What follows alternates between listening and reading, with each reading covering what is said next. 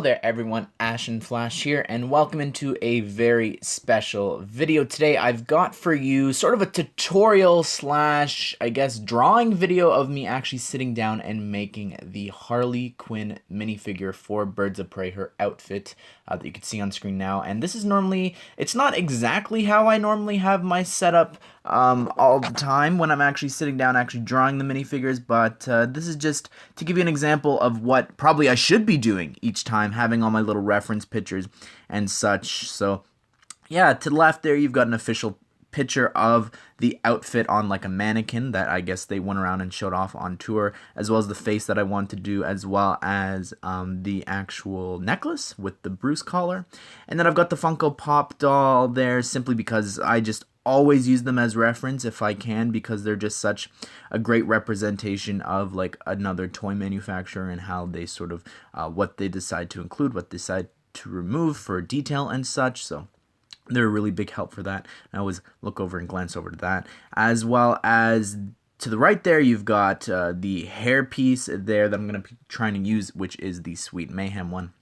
Then we've got the regular Margot Robbie Harley Quinn from the Suicide Squad there as reference for the hips, as well as just some of the face prints and different things like that. Then I've got the one there that I drew for Justin's Worlds of DC series for reference as well. And yeah, so without further ado, I'm just going to go ahead and I guess I'll try and walk you through a little bit of it, at least at the beginning here, but this is Adobe Photoshop CC 2017, and the pen or the size of my brush here is actually 20 pixels wide. Now you'll see I do actually make a bit of a mistake. The picture, the actual figure should be a little bit larger than it is here. Everything is a little too close together with the size of the brush.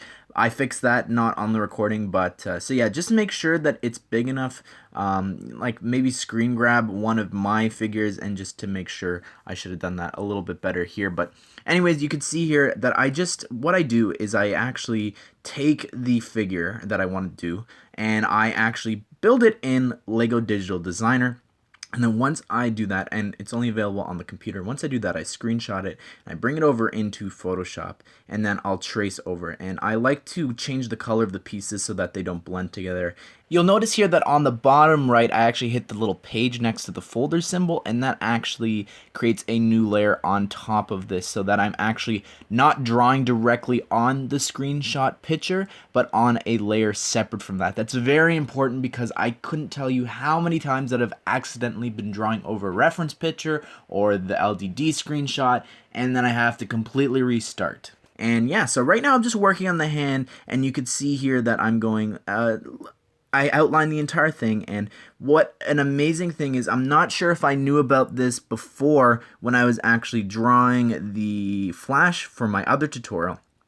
I think I did, but in that video I think I mentioned that if you do one point with the brush and you hold down Control, or in my case Command because I'm on a Mac, it'll actually connect the points. So it just makes making straight lines and just it makes things so much simpler. And I'm sure that there's a better way out there. I'm not an Adobe Photoshop expert at all, and I know that the program that I should be using is Illustrator. I don't have a tutorial for that because I personally don't really know how to use it. I've just always been using Photoshop. So yeah, here we are. We're just working on the arm and different things like that, and I'm just gonna fast forward to when we actually need to talk about something else, but I'll talk about that in a bit. But here we go. I'll put some music on while I fast forward.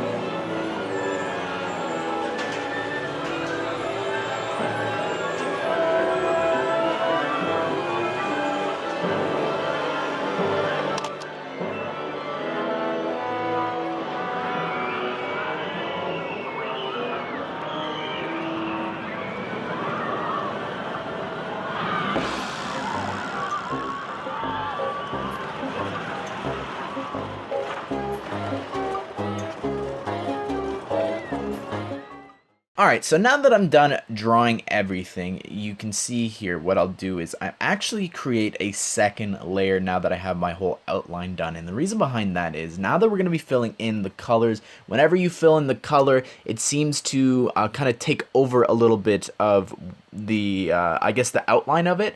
So yeah, I'll actually go ahead and I have kind of like a cover one that doesn't have that doesn't show the mistakes and different things. Like inside some of the even the small parts of the hair, I have to go in with a brush to fill it in because the paint bucket won't reach it. So yeah, it just kind of cleans up, I guess, some of the mistakes that if it wasn't there, it would look really messy. And it also takes away from the 20 pixels wide actually outline for the figure. So yeah, what I'm going to do is you can see on the right there, I actually have the official Lego color palette there in a custom Adobe palette that I've made. And you could easily get the actual Lego official palette. Just Google it, just go official Lego color palette, and that'll come up, and then you could put it on. You could have it up on the screen if you want, and you could hide it at different times and stuff. But yeah, that's what you can do, or you can look up a separate tutorial on how to add the specific colors and all that. And the actual color to grab a specific color, it's actually the 6th symbol from the left, so you can grab any color that you see on screen if you wanted to actually get those colors. So yeah, you just color grab from the palette, and then you go to the paint bucket tool and you just click a couple times because it doesn't reach the full I guess outline, so you want to actually have it overlap so that the cover layer actually protects it.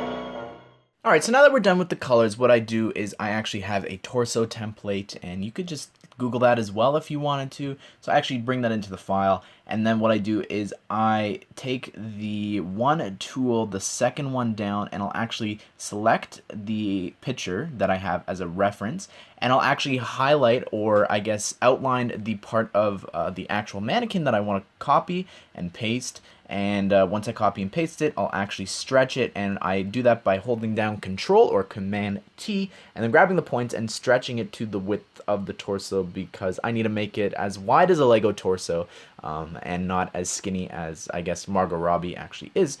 And I need to fill it out the actual torso, and I'll actually stretch and manipulate it a bunch of different ways that you can do by holding down Control T. And yeah, that's how that's done, that you could see on screen now. And I'm just adjusting it so until I get it right. And sometimes I'll actually get a torso and I'll bring it on the top, and then I'll erase the actual white part so that I have just the black outline there, so that I can see how far I actually need to go when I'm making the torso and such, just to give me an idea of it. And I do make a lot of mistakes with the torso, so I do wind up editing it a bunch of different times, but you can't really notice it in the fast forward. And another thing that I forgot to mention is when I'm actually drawing details on the torso, I'll have the pixel 15 wide now and not 20 wide, as well as for some of the smaller detail, which you'll see me do a little bit later, it's actually 10 wide, so it is a little bit different than the actual outline for the minifigure.